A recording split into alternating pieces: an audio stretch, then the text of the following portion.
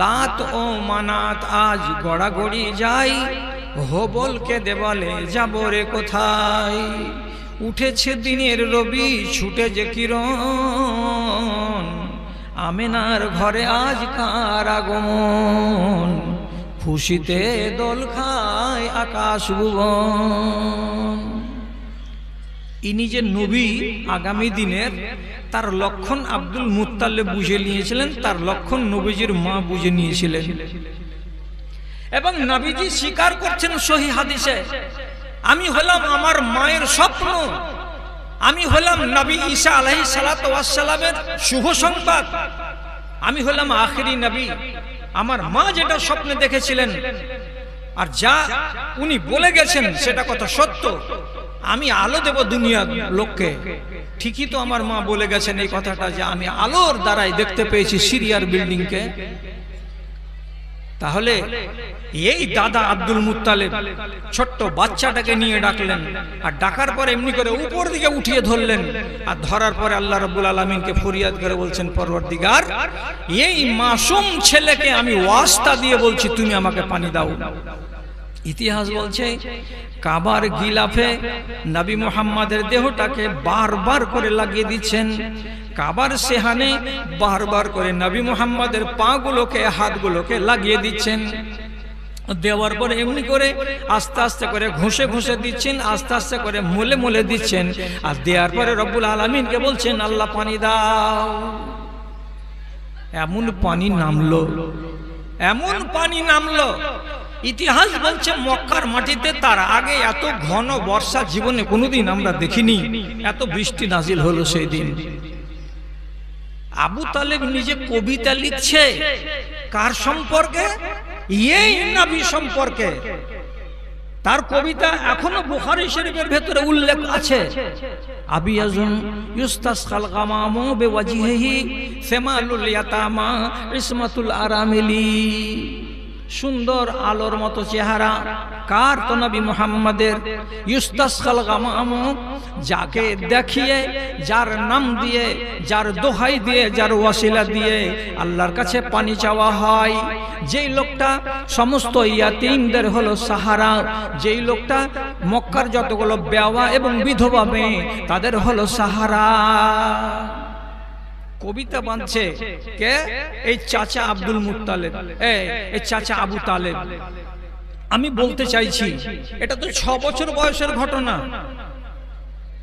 এই ঘটনার পর যখন 40 বছর বয়স হচ্ছে নবীজির, তখন তো তিনি নবী হলেন। 7 দিনের ভেতরে 9 জন লোক মুসলমান হলো, সবটি কাঙ্গাল গরিব ফকির। একটা আবু বকর সিদ্দিক বংশওয়ালা, এই একটা তাবড় লোক যাকে কেউ মারতে পারবে না। আর মহিলাদের ভেতরে মা খাদিজা রাদিয়াল্লাহু তাআলা আনহা, যেটা হলো বড় বংশের বৌমা, তার দিকে কেউ আঙুল তুলতে পারবে না, এটা হলো আব্দুল মুত্তালিবের বংশের বউ। বাকিগুলো সব দরিদ্র অনাথ অসহায় লোক। সবই হলো, সবাই ঈমান আনলো। তখন আবু তালেবের চোখ ফুটলো না। কেন ফুটছে না? উমরের মতো বড় দুশমন কেউ ছিল? কেউ ছিল না। উমরের চোখ ফুটে গেল, তিনি কবুল করে নিলেন, কিন্তু আবু তালেব এখনো ঈমান কবুল করতে পারল না। চলেন আর একটু আপনাকে দেখাই। যেদিন রাসূলুল্লাহর বয়স এক ইতিহাস মতে 9 বছর এবং অন্য আরেক ইতিহাস মতে 12 বছর, সেই দিন এই আবু তালেব বিদেশে ব্যবসা করার জন্য বেরিয়েছে। তখন চাচাকে তো বাপ বলে জানেন নবীজি, যেহেতু 6 বছর বয়স থেকে এর বাড়িতে, এবং আবু তালেবের স্ত্রী ফাতেমাকে মা মা মা মা ছাড়া কোনোদিন জীবনে চাচি বলেননি। ছোট থেকে ছোট ছেলে ওই চাচিকে মা বলা অভ্যাস। তো বলছে আমিও যাব আপনার সাথে ব্যবসায়ী। চাচা আবু তালেব বলছে, বেটা এত দূরের রাস্তা যেতে পারবে না, তুমি যেও না। যখন জড়িয়ে ধরে নিলেন নবীজি, না আমি যাব, তখন আবু তালেব বাধ্য হয়ে গিয়ে ওদের 17 জন লোকের কাফেলা ছিল, 17 জনের ভেতরে নবীজিকে শরীক করে নিয়ে 18 জন লোক ব্যবসা করার জন্য বেরিয়ে গেল। কোথায় যাবে? যাবে শাম বা যাবে সিরিয়া। সৌদি আরবের বর্ডারকে পার করে তারপরে যখন সিরিয়ার বর্ডারে ঢুকছে, তো সিরিয়ার বর্ডারে এক মঞ্জিল চলার পর, অর্থাৎ 12 কিলোমিটার রাস্তা চলার পর কোনো এক গাছের তলায় গিয়ে বিশ্রাম নিতে বসলেন এই 18 জন লোকের কাফেলা। বিশ্রাম নেওয়ার কালে একটু দূর থেকে 10 বিঘা দূর থেকে একটা গির্জা ঘর থেকে একটা পাদ্রী, ইহুদিদের আলেম, ও নেমে আসছে, খ্রিস্টানদের আলেম, 1 পা 2 পা করে এগিয়ে আসছে এই কাফেলার কাছে। এই লোকটার নাম হলো বুহাইরা। হাদিসটিকে ইমাম তিরমিজি সহি বলেছেন এবং আল্লামা আলবানী রাহিমাহুল্লাহ এটাকে তিনি ঠিক বলেছেন। এইখানে এসে একটা অধর্মের লোক 12 জন মক্কার লোককে ডেকে বলছেন, আপনারা আমার বাড়ি আজকে আমার গির্জাতে দুপুর বেলায় মেহমানি কবুল করেন, খানা খাবেন তো? আমি দাওয়াত দিচ্ছি আপনাদেরকে। তো বলছি হ্যাঁ, দাওয়াত দিতে গেলে খাবো। ইনারা বেলা 12টা 1টার সময় দাওয়াত খাওয়ার জন্য বুহাইরা পাদ্রীর গির্জাতে হাজির হলেন। 17 জন লোক গেলেন, একটা যে কম। পাদ্রী বলছে, হাল বাকিয়া ফিকুম আহাদুন, এ ভাই আমি যখন দেখা করতে যাই তখন ওখানে 18 জন লোক আমি দেখেছি, এখন আপনারা দাওয়াত খেতে এসেছেন 17 জন লোক, একজন লোক কোথায় গেল? আবু তালেব জবাব দিয়ে বলছে, আমরা আরবের লোক, কাউরি বাড়ি যদি দাওয়াত খেতে যাই তো বালকদেরকে আমরা নিয়ে যাই না, ছোট ছেলেদেরকে আমরা নিয়ে যাই না। এই যে রেখে এসেছি ওখানে 18 নম্বর, সেটা হলো বাচ্চা, এর বয়স হলো 8 বছর কিংবা 10 বছর। ছোট ছেলেকে মেহমান বানিয়ে কাউরি বাড়ি আমরা নিয়ে যাই না। তো বুহাইরা রাহেব বলছে, ওটা কথা আমি শুনবো না, আপনাদের সাথে ওই ছোট বাচ্চাকে এক জায়গাতে বসিয়ে খানা খাওয়াবো, আপনি ওই বাচ্চাকে নিয়ে আসেন, তাছাড়া হবে না কথা। বাচ্চাকে শেষ পর্যন্ত এখান থেকে ডেকে নিয়ে যেতে হলো।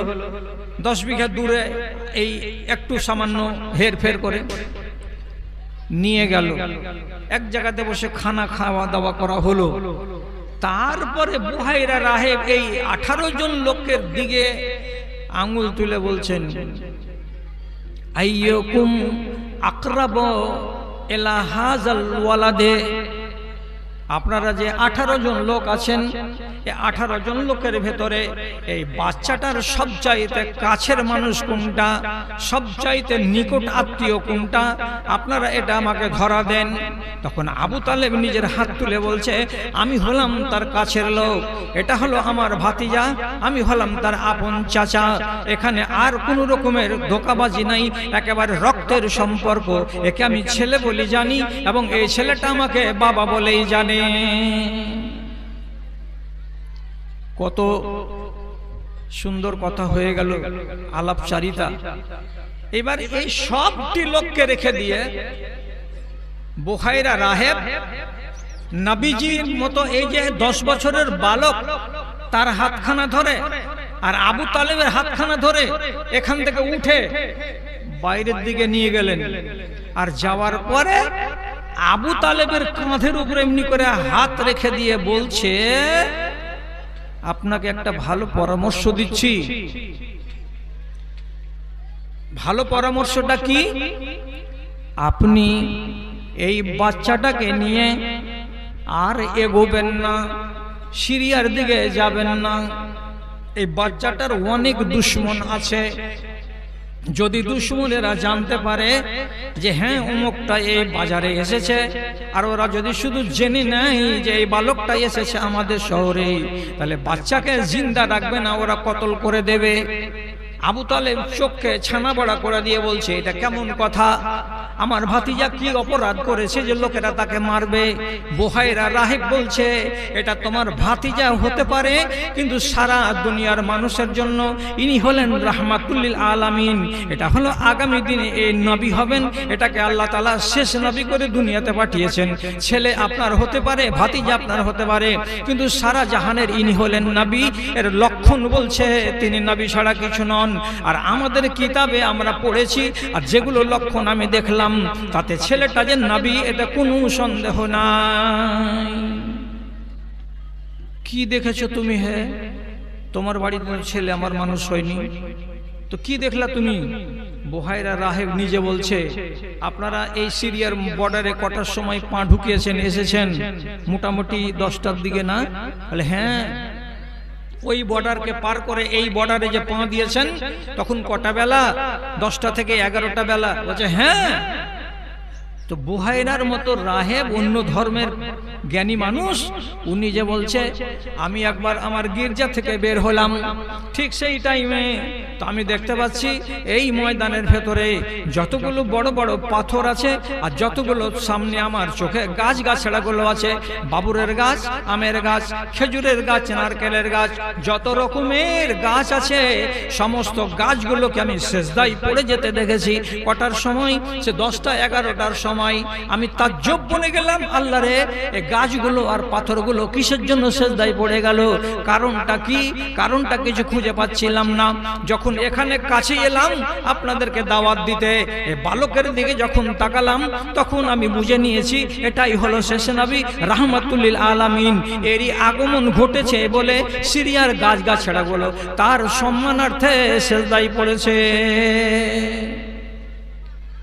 আচ্ছা, এত বড় নিদর্শন, এত বড় আলামত দেখে নেওয়ার পরে নবীজি যখন 40 বছর বয়সের, তখন তো আবু তালেব বেঁচে, তো অন্যান্য গ্রামবাসী সবাই এলো, দূরের লোক কাছের লোক এলো, ঈমান কবুল করতে পারলো, কিন্তু এর দ্বারাই তৌফিক হলো না যে আমি ঈমান কবুল করি। কেন করছে না? এর মানেটা কি? আল্লাহ রাব্বুল আলামিন বলছেন ওয়া ইউরিদিল্লাহ আইয়ুযলিলহু, যাকে আল্লাহ রাব্বুল আলামিন গুমরাহ করে রেখে দেবেন, যাকে হিদায়াত দেবেন না, যাকে আল্লাহ তাআলা পছন্দ করেন না, তার অন্তরটাকে সিল করে দেওয়া হয়, তার বুকের ভেতরে আলো ঢুকতে দেওয়া যায় না। যখন আলো ঢুকে না তখন সেই লোকটা হেদায়েতের রাস্তা পায় না। না হলে আপনি নিজে বলুন তো, চোখের সামনে যখন দেখতে পেল 6 বছরের বাচ্চাকে তার বাবা কাবার গায়ে লাগিয়ে লাগিয়ে দোহাই পেড়ে পেড়ে আল্লাহর কাছে যখন পানি চাইলো, তার 2 দিন আগে পানি হলো না 2 বার দোয়া করে, আর আজকে যখন বালককে নিয়ে দোয়া চাইলো তো ঝরঝর করে আসমান থেকে পানি এলো। তাহলে জানতেই পারছে যে বাচ্চাটা আজব বাচ্চা। তারপরে নিজের চোখে দেখতে পেল সিরিয়ার মাটিতে, এত জ্যান্ত ঘটনা জানার পরেও তার দরজা উন্মুক্ত হলো না, ঈমানের দরজা তার খুললো না। কেন খুললো না? আল্লাহ রাব্বুল আলামিন তাকে পছন্দ করেন না।